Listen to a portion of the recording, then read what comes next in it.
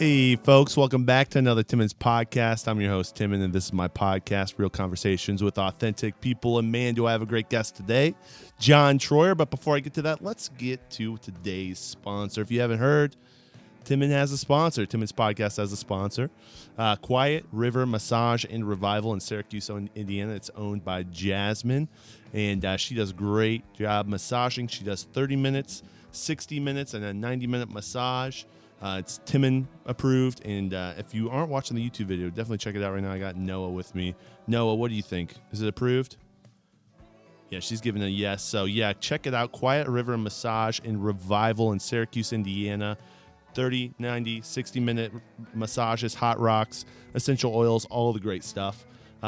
This October, for new clients, first-time clients, $10 off your first massage. You can reach her at Quiet River Massage and Revival.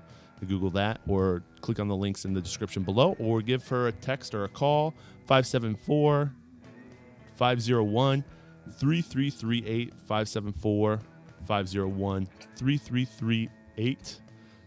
Yeah, check her out for sure. Thank you, Jasmine, for sponsoring Timon's podcast. Yeah. And let's talk about today's guest today, John Troyer. John is fantastic. I had such a good time chatting with him, and he's just lived a really cool life. I really appreciate the things he's doing with Stream Local, and just some of the advice and different things that he's into. We really had a great time chatting. Definitely, if you need marketing advice, reach out to him. He can really help direct you on what you're trying to do. As you hear in this podcast, I definitely picked his brain on some things too. So what do you think about that? Yeah? Say it, Noah. Yeah. That's what she thinks about the podcast. So yeah, definitely check it out. We had a great conversation. I'm on dad duty right now. Living the dream. I'm going to be honest, living the dream. So yeah, John, great having him on. Very thankful, very blessed. You guys are going to enjoy this conversation. John Troyer, everyone. Peace. We're live. All right. Welcome, John. Hey, it's good to be here. Thanks. Yeah, man. Have you been on a podcast before?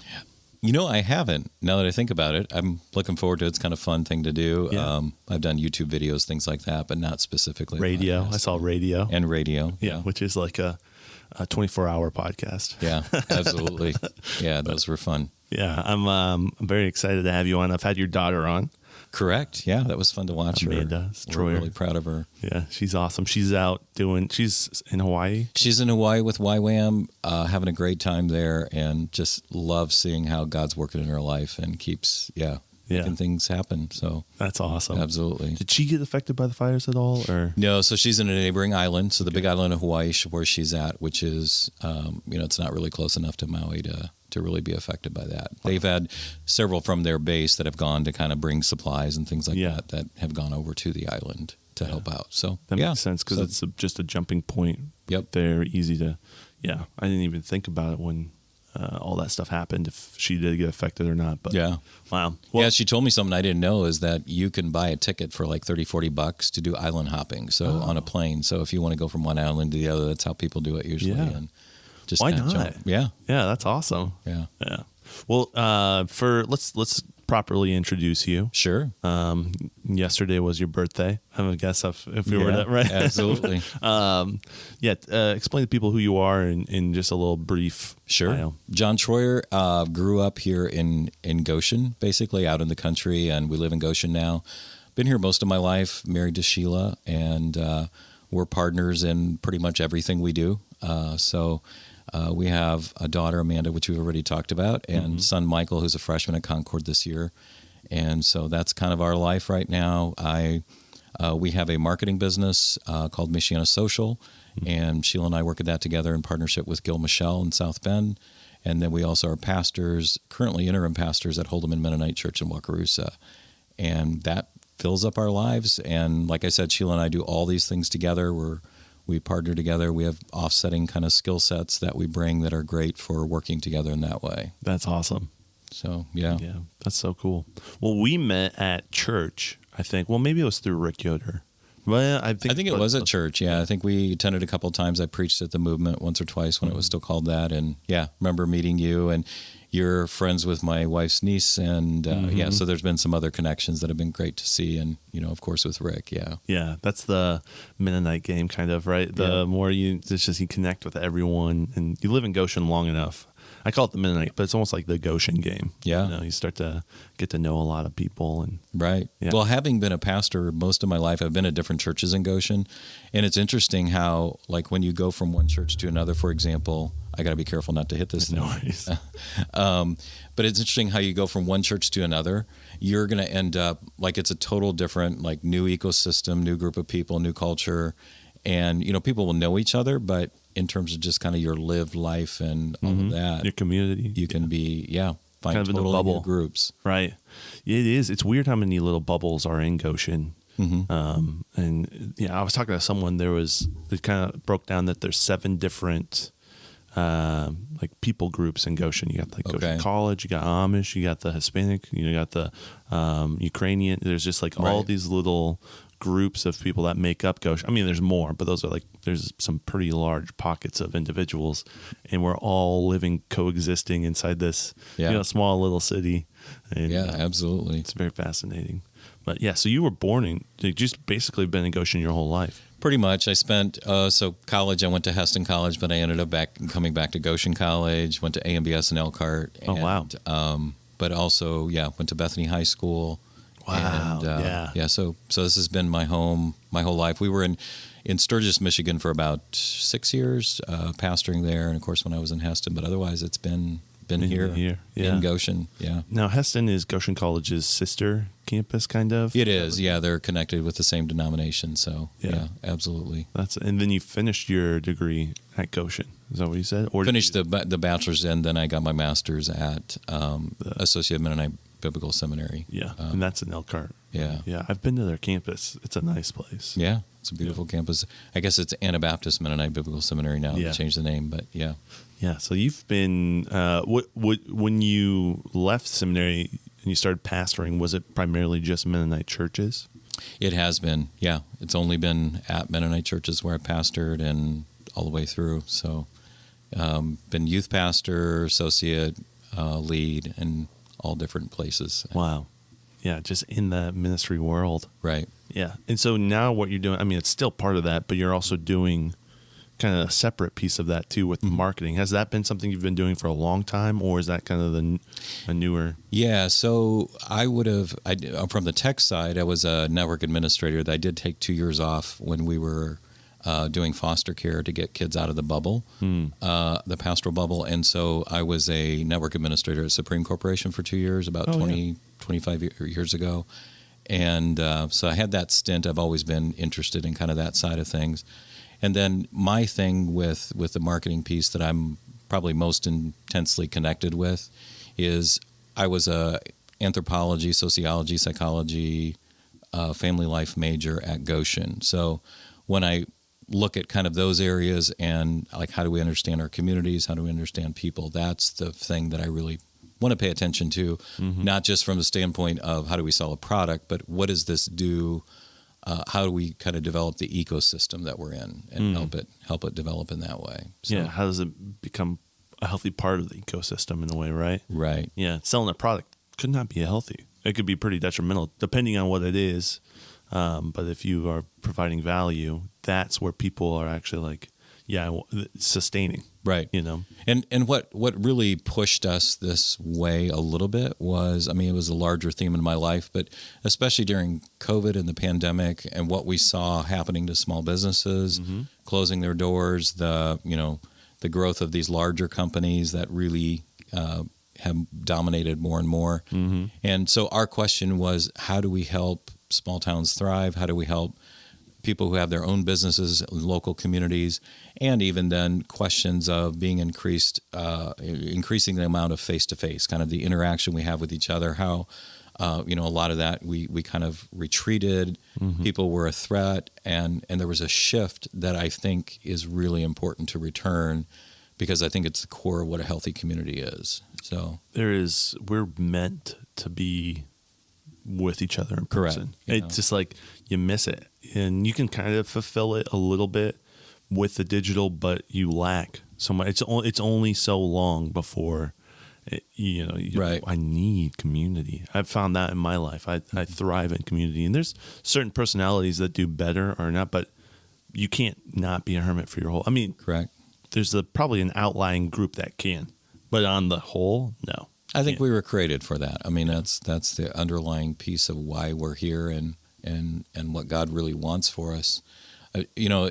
Another tie-in here that I think is a kind of an interesting point is this idea of branding.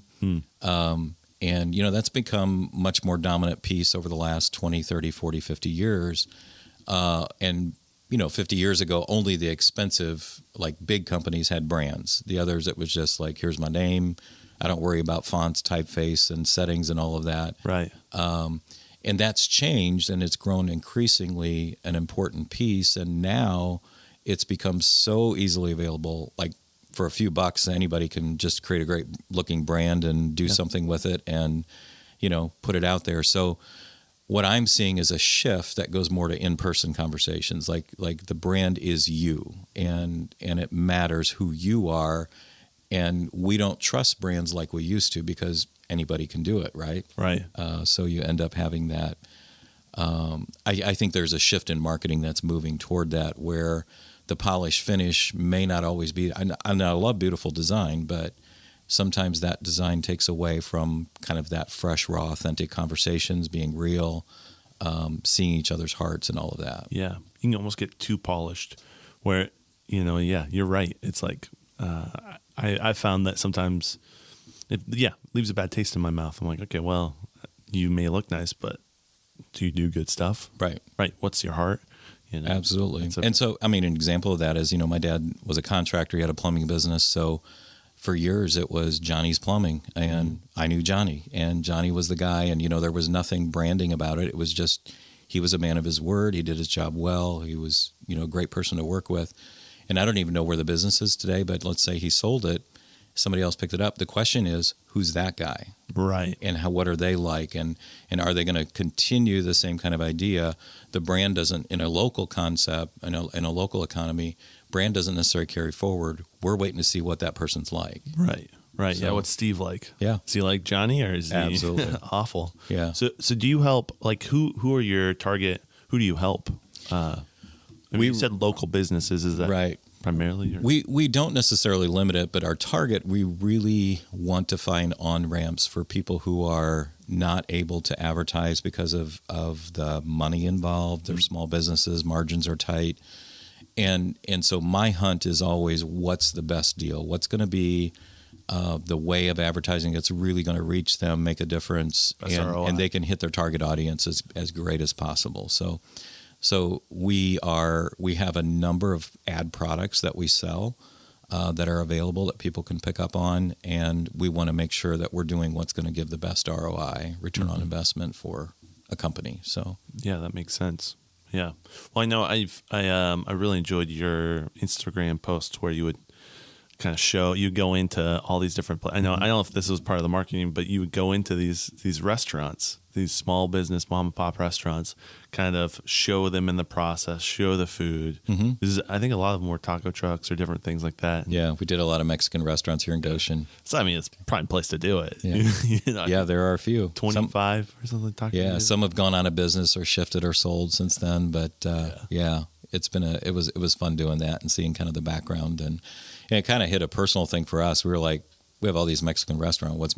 What makes each one unique? We would like to know more of that story. So yeah, and you do see the landscape where they shift a lot. I've seen in one location over by Kroger, there's that spot that used to be a deli. Yeah, so it was called La Castañedas for a while, and now it's there's a new one there now, but I can't remember the name of it. Starts with a P maybe, or Patron or something like that. Yeah, Patron, I think.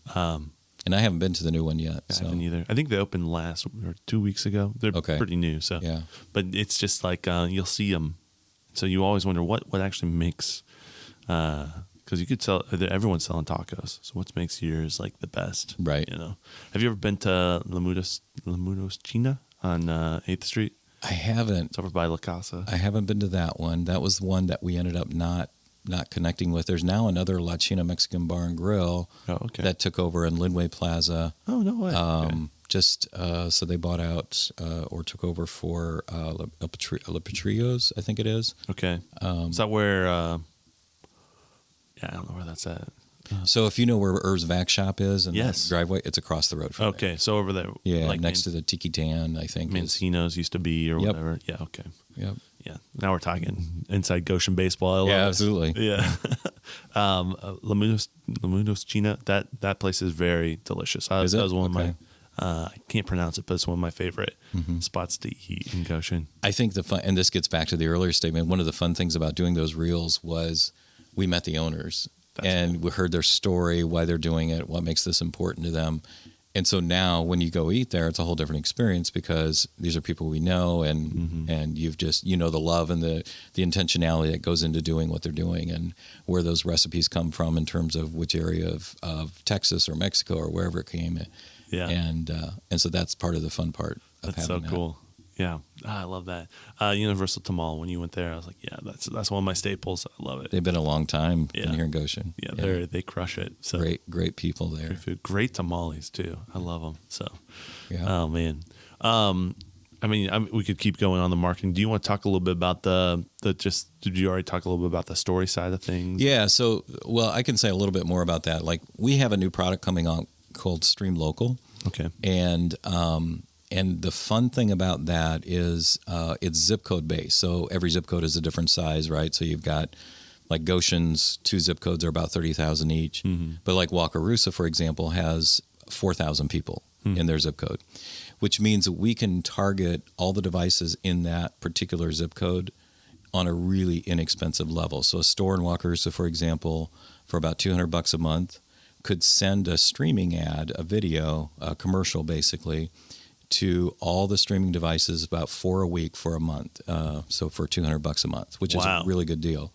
And I love that because one of the key things in advertising is doing saturation coverage, where you're not just like a little blip here and there on the radar, but you're finding a way to stay present with the people you're really wanting to reach. Yeah. And so sometimes it's better to have a smaller target and do that really well, rather than trying to be kind of broadly around the community, and then it takes a lot of money to do that, and then you're forgotten. You get lost in the noise. Well, and maybe the old ways of doing it, because you're talking about streaming, but some of the old ways of doing it where you probably could have saturated your specific area is gone. It used to be newspapers. I mean, that was the thing. Everybody bought the newspaper, and you put an ad in there. You were seen. That's what you pursued, to see the classifieds, and you went through those little places to buy your card.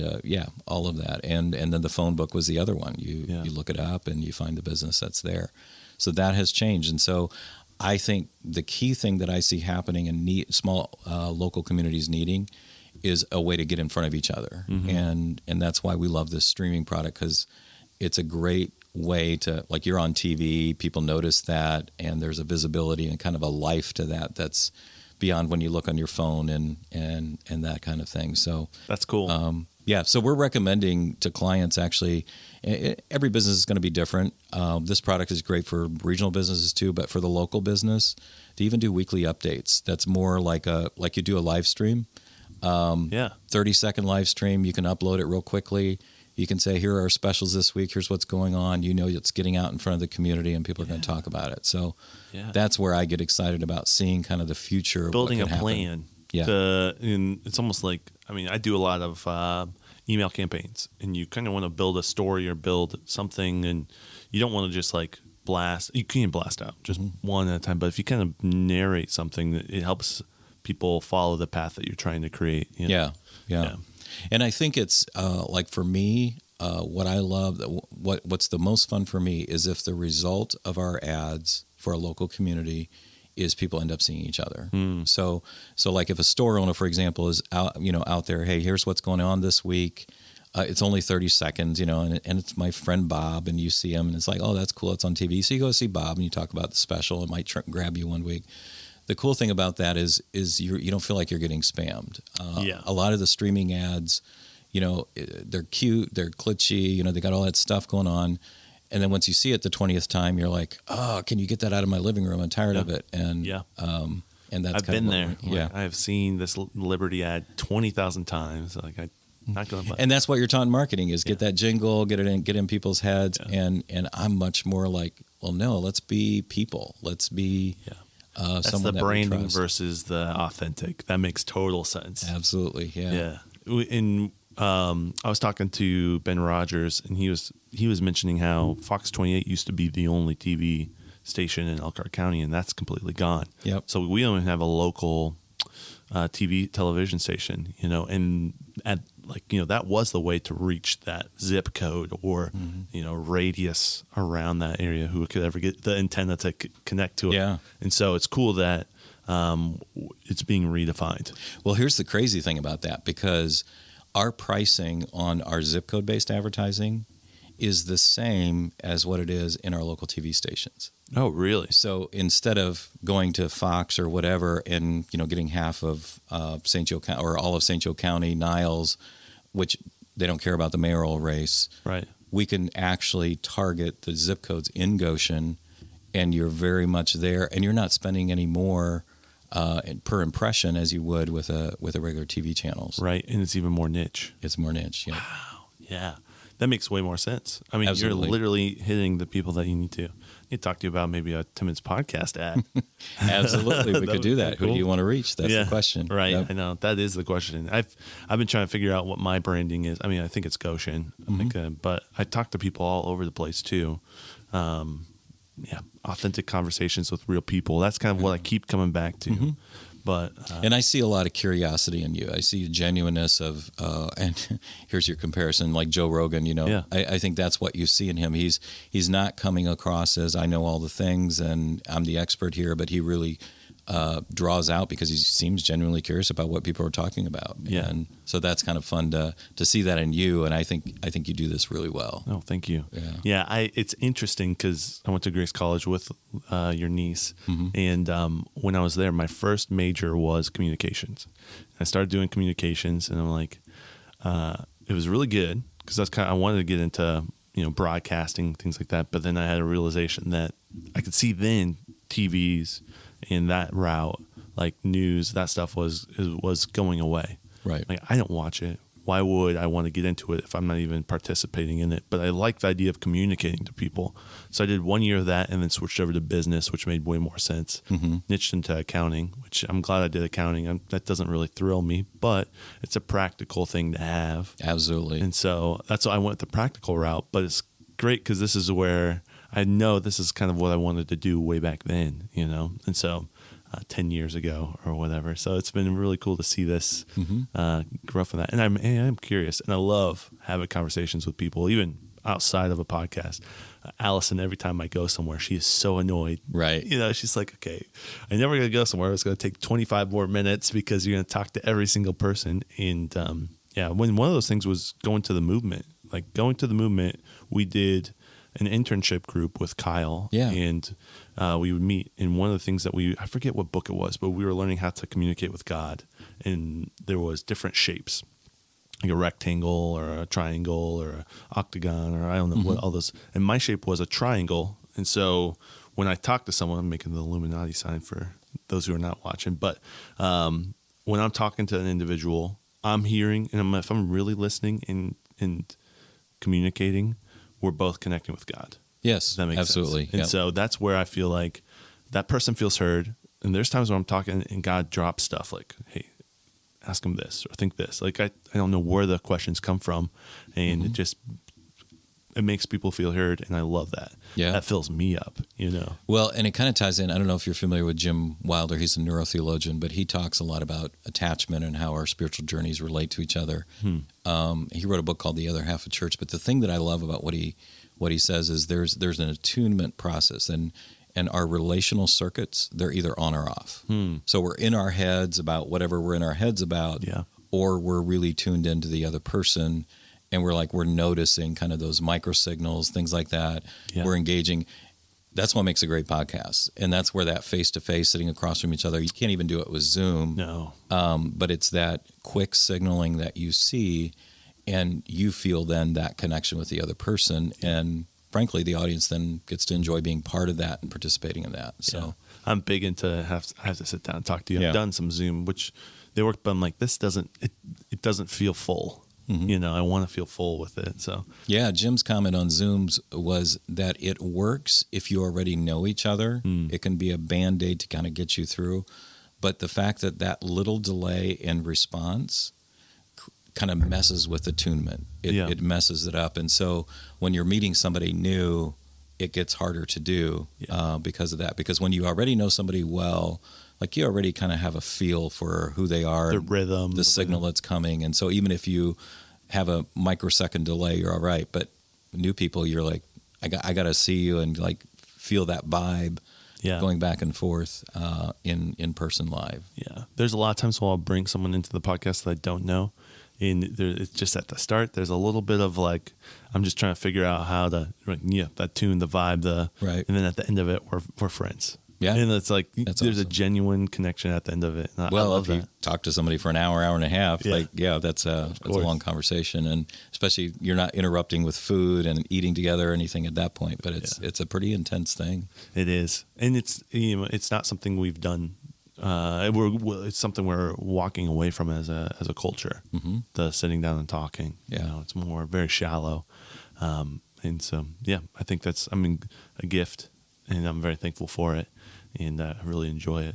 Yeah, that's awesome. All those fun things. But coming back to some of the branding and I guess I'd love to kind of nerd out a little bit. Like because I remember, all right, let me step back a little bit. We went to the conference, Spirit and Word conference, and you were showing me some AI that goes through and gets and you've kind of always been into that side. And even when, I know I'm jumping all over the place, but even at church, there was the giving portal that I call it a giving portal. I don't know what it's called, but you're kind of on the edge. I see you as either an early adopter of technology, and then you're seeing what that is and helping package it so it makes sense for individuals who are using that technology. They may be more of a late adopter or a little bit farther on that bell curve. You're a little bit more at the start of as it comes into the stream. Maybe not the inventor, but the innovator of how to make it into the mainstream. Yeah, definitely. And I like to see emerging patterns like, okay, if we did this and I see this need and this is over here, how do we put it together to make it pretty basic? Because when I talked about what I think is going to happen in the future, trust is going to be huge. And so are you a person of character? And the other side is, I like this other phrasing of it, are you a character? Like instead of this kind of carefully managed, kind of Instagram-y looking kind of world. Political, right? You're corporate. Always, but they're just like, I'm putting myself out there. So that side I think is going to be the one piece. And then the other side that I think is going to continue to grow, which is what it is just convenience. Like I use Amazon because it's so easy, and so I don't necessarily go looking somewhere else. I have no loyalty to Amazon, as a company, as a brand. And if another company did what they did, made it as easy as they did, I'd probably jump on that. Yeah. But so all the way along, I think for businesses, there's this question of like, how do we streamline what we do? And even for you, as you do the podcast, do you want to spend a lot of time doing kind of final edit, all that stuff? Or is that regularity of putting content out there and recognizing maybe it's a little more rough cut? You're good with that. Yeah. And that's just part of kind of being the character you are. Yeah. And so I think those key pieces for businesses are going to be huge because we are getting less and less willing to deal with frustration. So if the longer we have to wait for the cart to load or whatever, or if it's not easy to find something, we don't like it. And so user interface design, all of that, I think it's going to continue to be a huge piece more than branding and graphic design side of things. I think you're so right. Yeah, that's the past 6 years I've spent working for a tech company, and that was our big thing is if someone can't get to the checkout within 3 clicks, that's where you lose them. Right. And so how do you make that? And it's like, well, but we want to do this, and we want to do that. I'm like, you couldn't do that. Or you can get all the donations you want. Like, what is more important? How you want to look and feel, or do you want it to be the most optimized? And I really love that approach because there's something to that. Yeah. So it's simplify so you can set the table and be with people. Yeah. That's what it comes down to for me. That's awesome. So with the products we have, I mean, the interesting thing is So we do a lot of like geofencing, demographic targeting. We have indoor digital billboard network around the community. So there's a lot of pieces that we can bring of value to people that some are going to make sense for some and it's not for others. So, you might advertise through banner ads, streaming, search retargeting, all of that stuff that, some businesses is going to be the thing, other places it's not. And we want to be kind of the curator where we're walking with people through it and saying, hey, if this is your budget, this is your reach, this is who you would on target, let's do it this way and make sure that your ad spend, we keep refining it.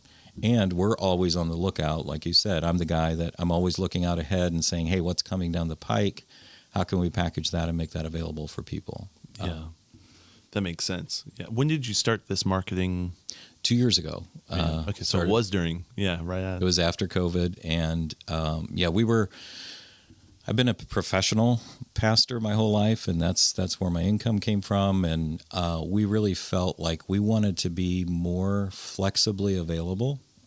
We also felt like we've been in the church bubble our entire lives and needed to be engaged more in the marketplace and communities. And so we were exploring for a while, like, okay, where do we go with this? What are the skill sets we bring to the table that are of value to people? How can we, bring that? And so that led us to this whole piece of helping businesses with marketing. And frankly, as a pastor, you're always wondering, how do I communicate with my community? How do I communicate with people about what's going on and what's needed? So, so it stemmed from there. It comes from that. Yeah.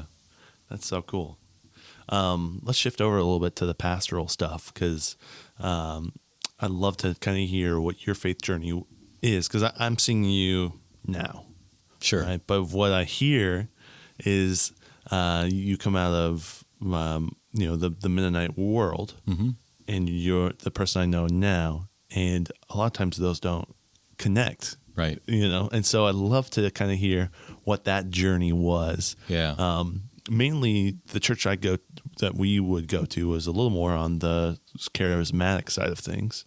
And I know a couple Mennonite congregation individuals who are charismatic, but on the majority, they're a little bit more on the other side of it. Sure.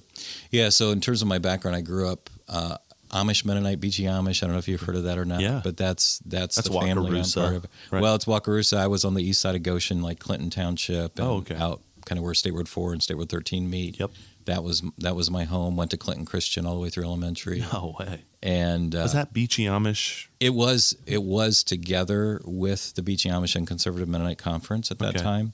There were about 9 churches involved with it. And then when I was a freshman in high school, our church took one building, the one that's on County Road 34, and started their own school. So I was one of 4 people in high school. Oh, wow. And at that point in my life, I was really mad about it, and did a lot of things that I'm not proud of at all. And it culminated in me getting arrested for shoplifting. So calling my parents to come pick me up. They were at Bible school, which I was supposed to be at, and just walking through a lot of that shame and re-engagement with my church community.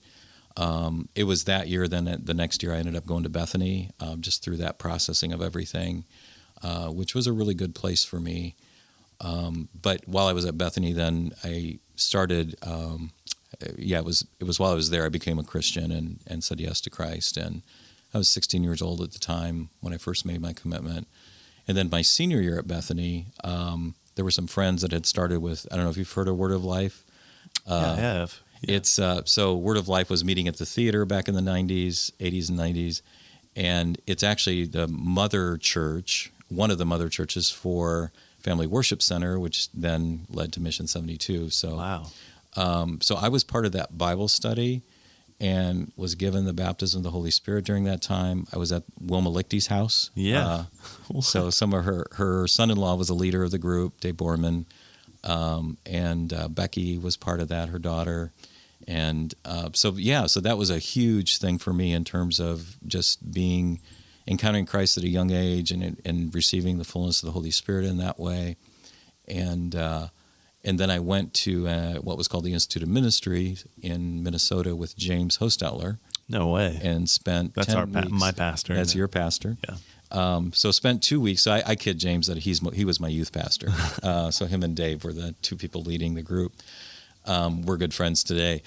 But we went to Minnesota, 10-week, just a very intense spiritual experience right after I graduated from high school. I did that in the fall.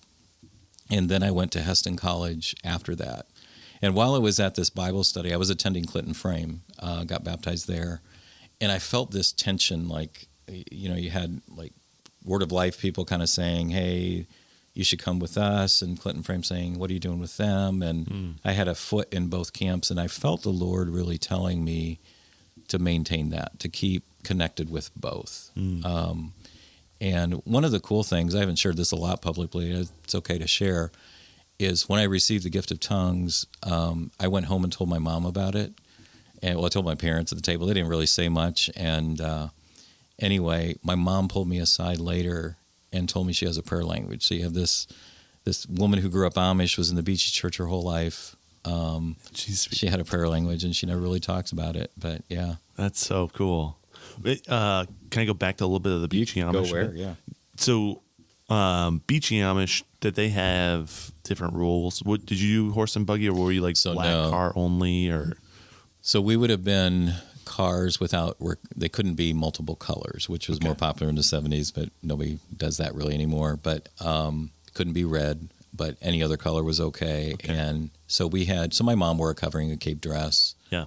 And it was a little unfortunate for the women in that group because men could look like they fit in with everybody else and women look different, and which probably is a little unfair. But the skirt, jean skirt, and well, they didn't have the jean skirt even. They had at that point it was more the Amish looking dress. There's a few variations, but yeah.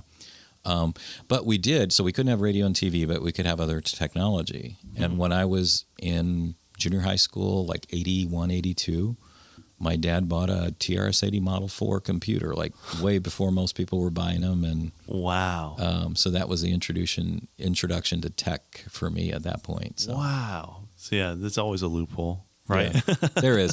Well, and I think their approach, one of the things I see that people sometimes struggle with the Amish and conservative Mennonite is what's the filter? Because it doesn't make sense. And they are always asking the question, what will happen if our community adopts this? So are we going to stop being connected the way we were? So like some people will critique the Amish like, well, why can you hire somebody to drive you versus having your own car? Well, the reality is in my car, when I need something at Menards, I hop in and go. If you hire a driver, you want to save money, you might invite some other people to go with you. You'll all go together. You create a community experience. And so you're not gone as much. And when you go, you're going with others.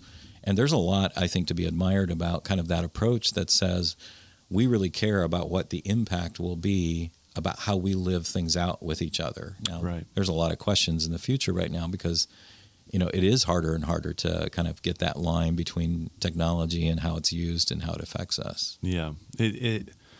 I like the approach of let's see what the technology does and then decide if we want to adopt it. They saw telephones and they're like, well, we'll just put it out at the end of the road so we can all see everyone on the telephone. And I'm like, part of me wants to put my cell phone at the door.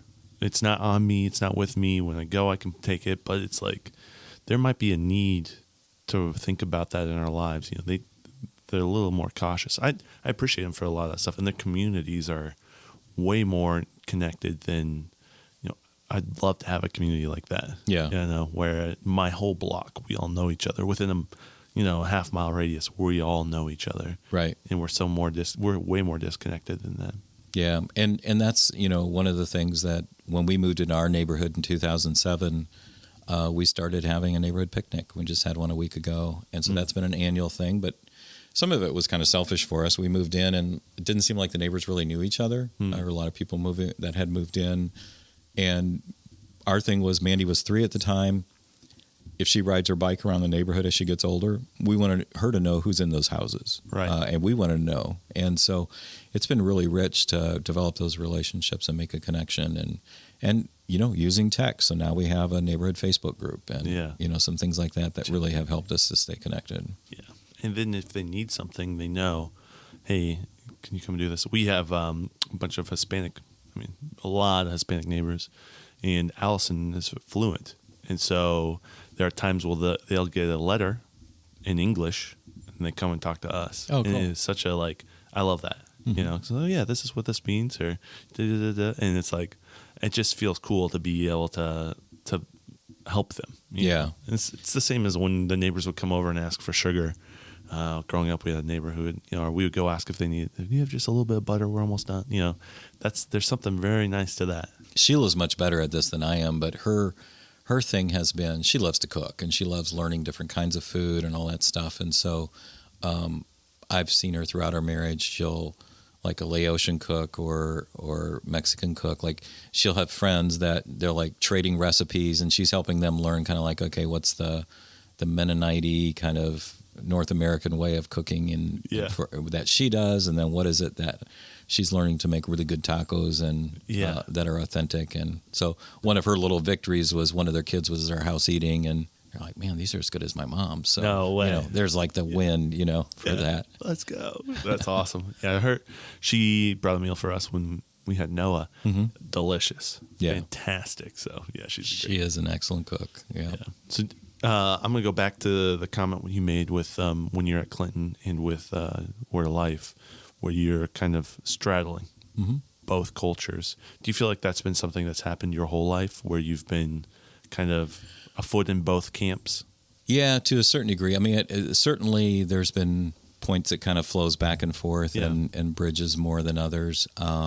But yeah, I mean, and to me, they don't feel like they're opposing forces. There's aspects that, like what I've really come to believe, and this gets into kind of in the Bible, there's the baptism, you know, of water, there's baptism of the Holy Spirit, there's baptism of fire and suffering.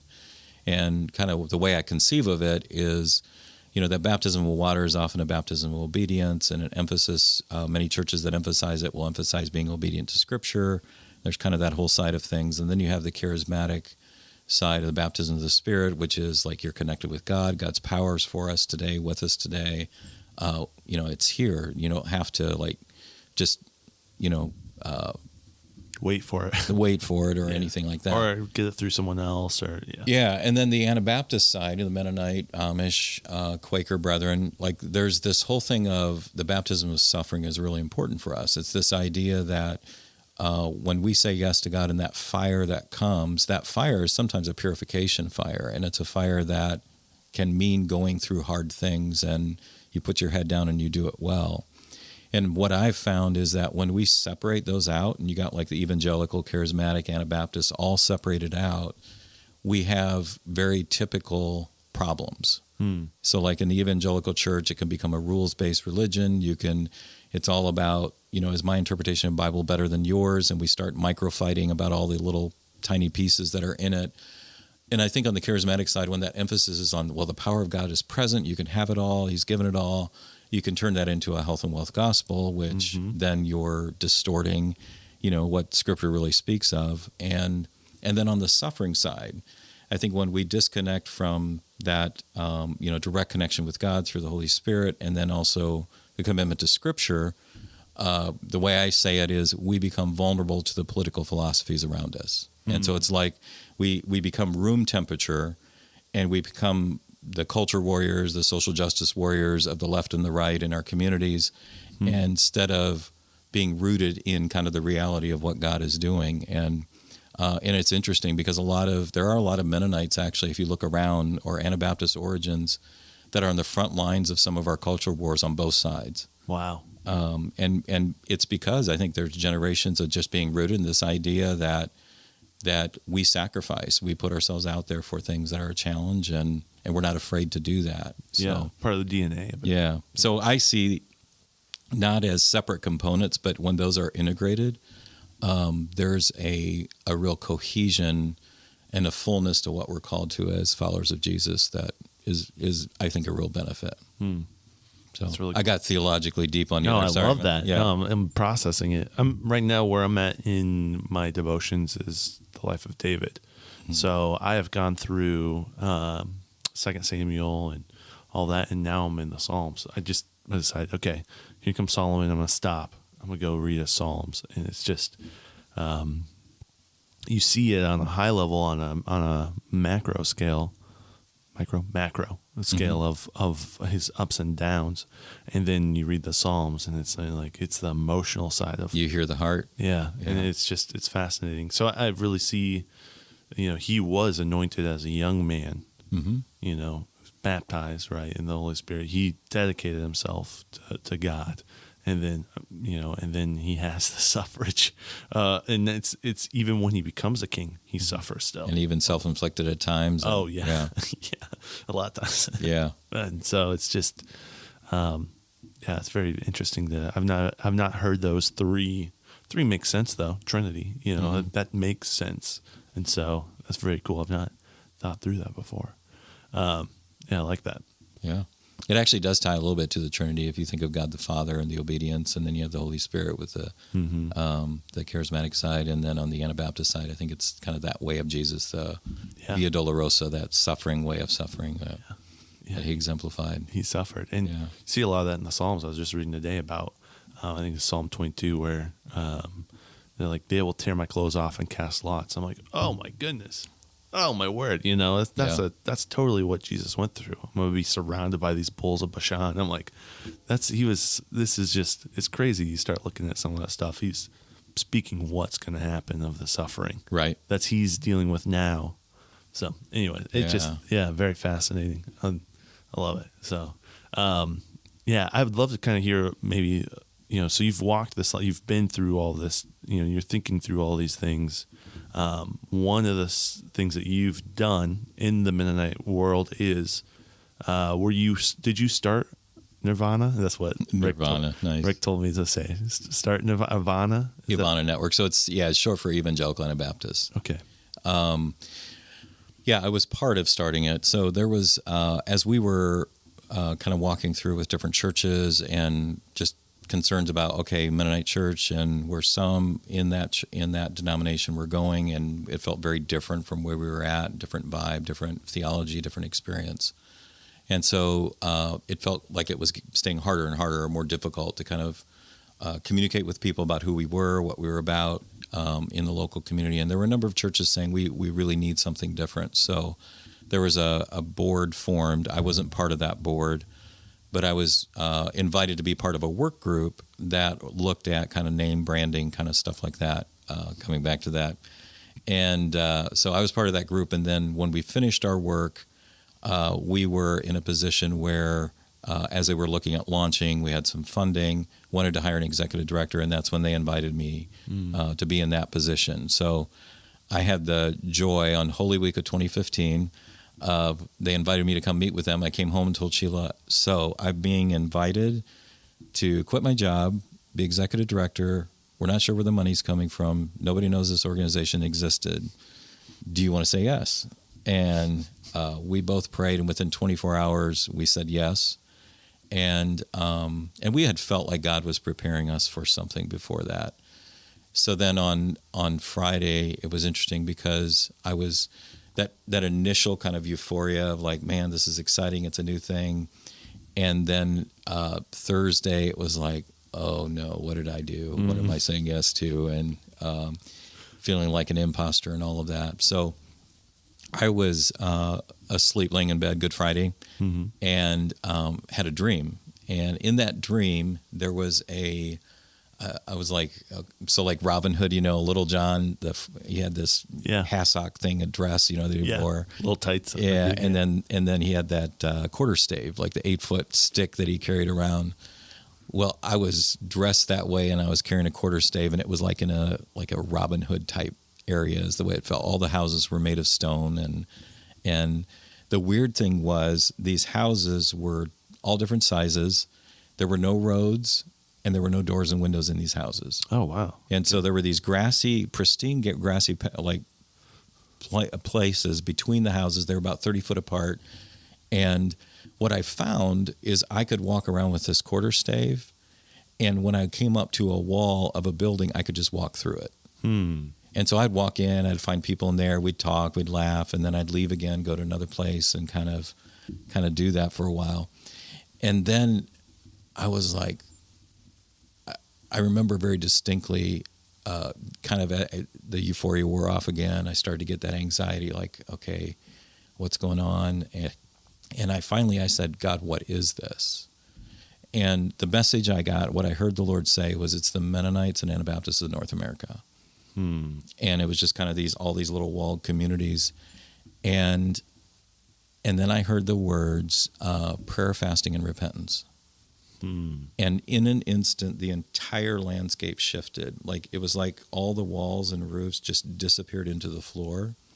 And it turned into these like beautiful flowered gardens, like with little hedges around them and things like that. And people were outside laughing, dancing, sunshine, butterfly. I mean, it was like the whole, and just this incredible peace flooded all over me. And I just laid there for a while, woke up, and that really became a burning thing for me of we have all these structures that we build, and that was kind of a piece that we carried with Ivana as we started, was how do we form a network of churches that we're not building this huge infrastructure, but we're paying attention to what really matters to us and what we feel like God is calling us to, and just carrying forward with that. So one of the things in the 4 years I was executive director, I never asked a church to leave. In fact, we created ways that churches could be connected with both. And we just felt like we were offering a way through our process and our events to strengthen what was there. One of the great things that I think just really continues to be a beautiful thing is our pastor retreat. So we never really had kind of that place of camaraderie with pastors in the denomination we were in. And so we, every year in Florida in February, perfect time, we have it's now a leader and spouse retreat. It's a place that you come, it's not packed with stuff, it's not business, but you're there for 3 or 4 days listening to inspiring speakers, worshiping, hanging out together. And that has been a really rich thing. And it's pretty open. I mean, it is open. Like, anybody can come and be a part of it. And we've seen kind of younger people coming and really enjoying it, being part of it. And it's much broader than Ivana now. But it just becomes a kind of a leadership community now that is really cool. That's awesome. So yeah, so if you got plans in February, this if you don't, then this would be a place to go. Oh, yeah. Sweet. Where's it at in Florida? That's the interesting part. When I went to the Institute of Ministry and out of high school, it was with Christian Retreat, which was a charismatic renewal of a Mennonite pastor in Minnesota. Okay. And since then, Gerald Durstein, they started this retreat center in Bradenton, Florida. Oh, yeah. That's where we go. So, cool. There's kind of a full circle with that. That's an easy flight too, because South Bend goes. Yeah, right Allegiant goes directly down there. And I love Allegiant. Yep. I mean, I'm not 100% sure about this, but after listening, it sounds like maybe this area is kind of the hub for the Mennonite world. Or am I? It is one of the hubs, yeah. So it's one of the larger communities, both Amish, Mennonite, everything in between. Northeast Ohio and Lancaster County, Pennsylvania are the other two. Okay. So in this area for Ivana, it's also quite a few of our churches are here in either this county or neighboring counties. And then Northeast Ohio is another pretty big area for us. And then there's 45 churches now scattered all over the U.S. So, have you found that a lot of conservative Mennonite groups have came to you guys, or was it just a whole mix? Or have they gone, like, I'm thinking, I call it coffee filters, but that's not the right word. The female covering. Yeah. In the plain dress, are they living in a totally different world? Because I don't see them being connected with Mennonite USA or right. There would be a few Mennonite churches that still have probably older women that would wear coverings on Sunday morning. Okay. In terms of Ivana's connection, no, not necessarily. In what Conservative Mennonite Conference, which is now called Rosedale Network. Oh, okay. So like Maple City's part of that. Okay. They would have more variety in terms of people that are wearing the coverings, and like Maple City, you really don't see that. A little more conservative. Yeah. But it's still within the conservative world as opposed to the full spectrum of what was the Mennonite network. Yeah. I mean, it gets complicated. So and I want to say this too, one of the culminations of my time as executive director was an invitation where 6 Anabaptist denominations came together at Rosedale in Plain City, Ohio, for 2 days of prayer. So there were about 5 to 10 from each leaders, and we just came and prayed together and asked the Lord to speak to us. And so that built some relationships that continue to this day where, again, we're not isolated in these little houses. And so our goal was never to, we want to see Rosedale strengthened. We want to see Brethren Church strengthened, and all these different groups that we've learned to know, but to also draw together in some ways and say, hey, we could work together at some things that would be really good. Yeah, denominations are fascinating, and it's like, if you look at the DNA of denominations, where they start from, they started from when Martin Luther, right, says, I'm done, I'm putting the thing on, and it fractured. Mm-hmm. And then from there, it's just been fracture. And there's hurt inside those fractures, but then that's just what the fragments. And I'm just seeing that with the Mennonite, it's this one vine. Maybe it's Brethren and Mennonite, 2 vines. Now it's like branching off into multiple things. And so, yeah, I have a theory on that. So I think fracturing because we misunderstand each other and we're angry and we're treating each other poorly is something that definitely is a negative. Yeah. But I also I would say this, there is this thing about denominationalism that turns into institutionalization, that turns into, and I think if you look at nature by itself, it is fractal. I mean, there is a sense at which, we start out as one cell, we divide, and there's a diversity to it. And when things stay too much the same and we just elevate one side of things, organically, we call that cancer. And I think there's some value in letting kind of multiple expressions emerge. We're not trying to control each other, but as we walk together, we kind of know why we belong together, and so we're not, struggling with every single thing. So there's a strand of DNA, but there's also diversity with it, and I love that. I mean, I think there's a benefit when we can kind of get comfortable. It's just like, you don't live with your parents anymore. Right. And there's a value in that. And well, who knows? Maybe next year. But with this economy, no. Yeah. But when you think about no, you can never leave. You must live within 1/4 mile of me. And I want my babies close, that kind of thing. That I understand the sentiment, but there's a certain level at which we were made to grow, expand, to do new things, to explore the world, all of that. Yeah. Who we are. So, and I would tie that even with Mandy, where she's at right now. She was born in China, and she's lived in Goshen most of her life. But, in terms of engaging with her, I love the fact that she's doing what she's doing. I want her to continue to grow and discover where God's calling her. She was in Peru last winter during, political unrest. I mean, all of these pieces where it's like, we want to see people flourish in this life, wherever God calls them, and then we've got eternity to look forward to. Yeah. What do you think eternity is going to be like? That's a big question. Great question. Yeah, wow. Sorry. Yeah, I think it's going to be awesome. I mean, you can't get away from that. But there's I think sometimes we kind of make it this ethereal, kind of out there kind of space. I think it's some ways it's a new heaven and a new earth. Yeah. And so I think some things that we think are a problem today, maybe we'll just enjoy it more and not be as selfish or focused on not being interrupted.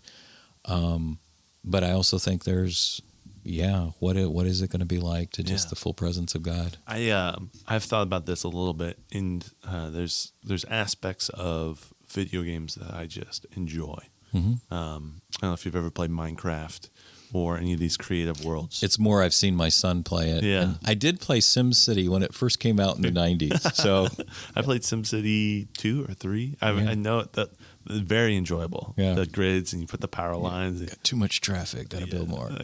Well, this zone is industrial. Maybe I need to do residential here. Got to get the roads. That's a good time. Do I want a nuclear power plant? What's the pros and cons? Yeah. Yep. Good stuff. But I think there's something really enjoyable to that creative aspect of building the landscape and making it. Yeah. I wonder if it's going to be something like that, where you're creating and like all the great things of life without all the bad things, you know? Yeah. I really wonder if... Yeah, and I think like when it comes to vocation, there are three kinds of vocation that I think you see in Scripture. One is when we are focused on making life, like connecting with other people. And so, you know, you can think about like a therapist or even a restaurant in some ways is about relationship. And then you have the whole thing of taking resources and making something good for people that makes life easier, better, or whatever way. And then there's a production of beauty and doing, and it's not that they're all separate, but I think those are the things that Scripture points to and says, like, these are a touch point with eternity, I believe, that when we're doing those things. So when we talk about like the relational circuits with other people, that's touching eternity. And I think there is a point, it talks in Ephesians 2:6 where it says that we are already now seated with Christ in heaven. And there's a sense in which when we're ambassadors as followers of Jesus, like we are actually an expression of eternity for people around us. And when we're formed into Christ-likeness, what will come of that is people taste eternity. So I think that's exciting. That's so cool. It's sweet. It's very sweet. It is. I love that. Well, we've done an hour. I don't know if there's any more you want to talk about. There's so much more we could talk about. Yeah. You know, but where if someone wants to get connected with, or let's do this. Let's end with this. I'd like to hear some advice about maybe the podcast. While I have you, okay, ask you some questions and think about if you were to give me like maybe a little bit of a marketing breakdown. What would you say are some things that I should be doing or thinking about for this podcast? Yeah, I would start with you. So that question of what is your conviction that has been carrying you through life so far? What is it that you feel, you know, I talked about those three things with vocation that makes a difference in the world. And drawing from that, there's a key question. And it's that question that, so podcast, you know, you can stream that, you can send that out to people. It's a way of communicating. You can bring these stories, but in some ways it's not the full end in itself. Because my guess, and you'd have to define what that is that underneath there's something that, like, if you go through your day and you do a thing, like, I feel that satisfaction. So, you know, you work at Bible memory, so you have, you know, whatever you're doing there that probably ties in somewhat with that. The question then becomes, as you begin to discover more that face-to-face side of what you do, is when you know what that is, how many people can you legitimately do that for or do that with without becoming overextended? And if once you know what that is, I think one of the key discoveries I wish I had known when I was younger was there are limits to what I can do. And I can't say yes to everyone. And so when you begin to say, okay, God, help me know why I'm here, which then defines your yes and no. And so let's say for you, right now it's related to Bible memory, of course, and being a father and being a husband and being a part of your church. And so when you lay all that out, you can't do it all. Yeah. So how do you create that highest value of what you bring to the table where more people need it and want it than what you can offer? And when you do that, you begin to develop kind of that sweet spot, which becomes how you make your income. Because you have more people than can be, and so you want to create a way for people to buy it, you know? And what kind of engagement with you does that bring? That really matters. And as you build out that reality, I know this is kind of vague, so you can flesh it out as you wish, but then you begin to build out even more what your podcast is for. So, you know, and you also begin to find ways to market it, you know who your audience is that is going to want to see what you have. So another piece that I would maybe suggest is... Oh, I'm so sorry. What's not supposed to happen? It's I got an email. Oh, good. Tell me what I need That's to be exciting. doing. Yeah, I heard. Sorry, Yeah. folks. You can knock it out if you want or leave it in. Yeah. It makes it part of Authentic and raw, right? So one of the things that you might even ask people is, I don't know if you've done this, maybe you have, because I haven't watched real closely kind of what you're doing. I skimmed it a little bit this morning, but listened to a few that you've done with your podcast. Ask people what they want to hear. Do they have suggestions for topics, for guests, for people that, matter? And if it's focused on kind of the land here in Goshen and surrounding communities that you can be face to face, focus it there. And begin to find out like what that heartbeat is of your audience and where it should grow. And there's a lot of questions like in this community. In some ways, everything we do, we're curators. We're weaving together things for people that we become a trusted guide. And so, who are you in that becomes a key question. And if people are like, "Hey, I like listening to Timon's podcast because there's this variety to it. I get to hear different voices and I find out what's going on." So I'll stop with that and kind of see. I've some of that. I'll say it. I was listening to this podcast and this guy was. I love that spike is right there.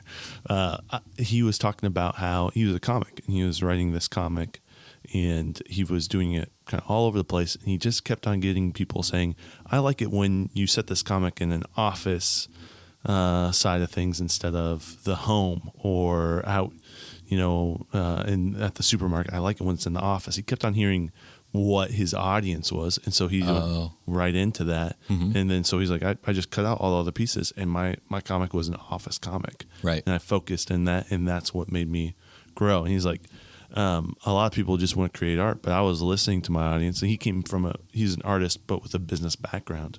He's like, and that's what. Is that Scott Adams you're talking about? Yeah. Okay. Because he talks a lot about talent stack too, which I think is another piece of this that we're talking about here. Whereas you begin to develop out kind of that talent stack, how to podcast, and the goal isn't to be Mr. 100%; it's to be 80%. Like do good enough with that piece, when combined with other pieces, creates something extraordinary for people. So what does that look like for you? Can I ask you that? Yeah, I've heard this before I think part of it is what I enjoy doing. And, you asked that. I think we talked a little bit about that is where I'm talking to someone and I'm connecting and we're connecting and I'm listening and I'm pulling out stories from people. I love hearing stories of different things from people. So I think that's a really big piece of it. And I've had a couple people reach out and say, we love hearing the diversity of stories. And that's my life. I'm not in a bubble. I feel you when you're in straddling different camps of things, and it helps me when I'm in different camps to understand a more well-rounded of what's going on. And so I wonder if that's part of it, but I think that's not all. I think there's other pieces and I haven't flushed it out yet. Yeah. Well, even one that ties in that, I'll just throw this one out. I don't know have you explored like coaching and some things like that? So if you look down in kind of the whole coaching world, you're in fundraising for a nonprofit, right? So one of the things in terms of facilitating kind of conversations with fundraisers, and it's a weird thing because you have a purpose. Like you're there to get money from people, and it feels weird, and it's kind of this side of it.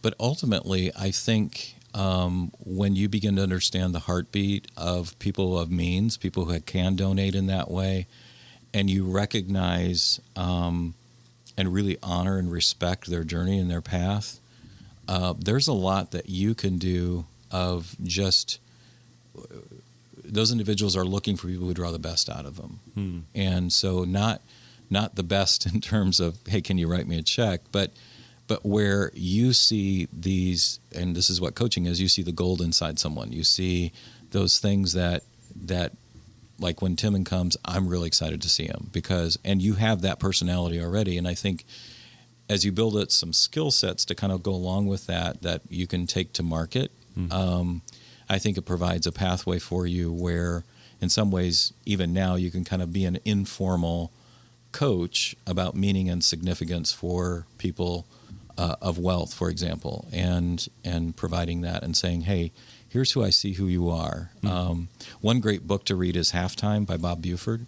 Okay. And it's from the 90s, so it's an old book, but it's really about the question of how do you move from success to significance? How do you move, plan for your retirement is kind of what the focus is, but it really is a broader thing of saying, what is it that helps us leave the legacy we want to leave? How do we discover that? How we live into that?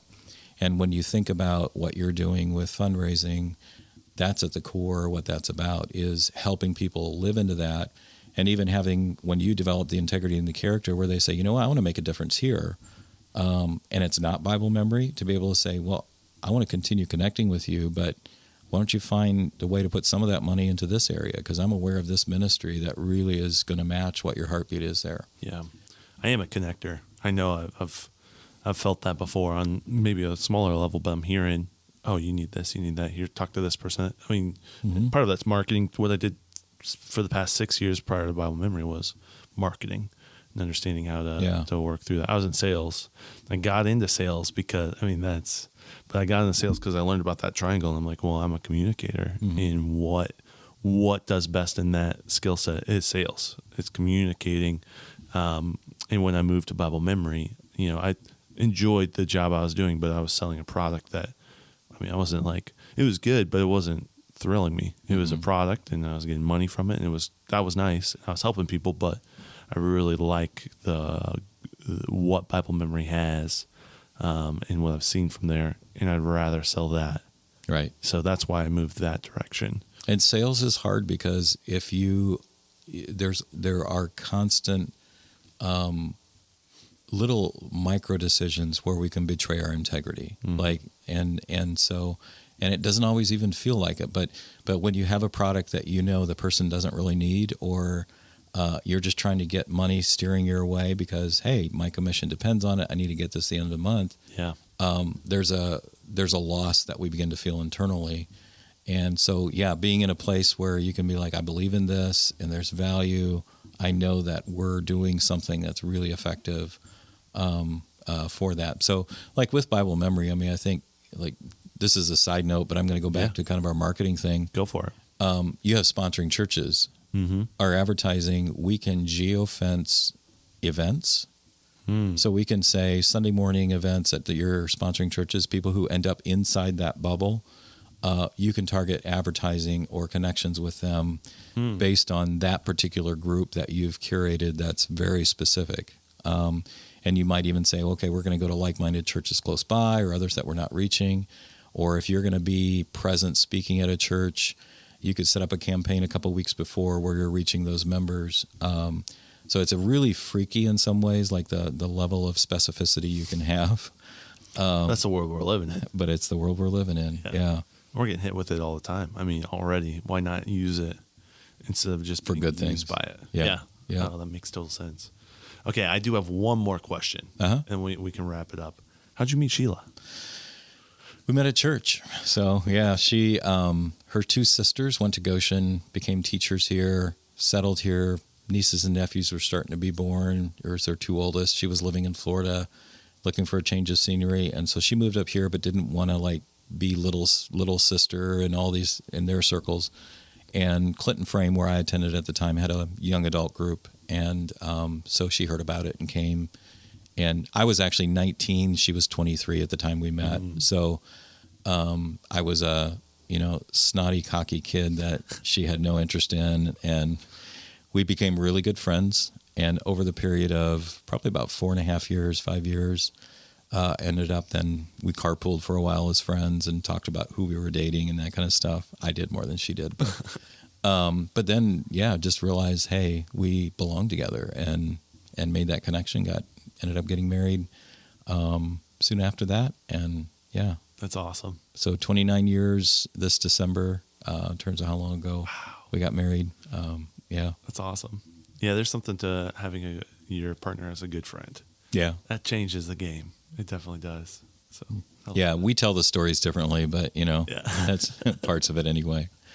but it's fun. That's cool. John, thank you so much for coming on. Where can people find you? What's the best way to connect with you? Yeah, probably go to michianasocial.com is a great connection. And then we also have our website for streamlocal.net, which is our new product that's going out that's geared towards small towns and small city neighborhoods. I love that. But yeah, either one of those, you can click on the contact and it'll get the email to me that way. Cool.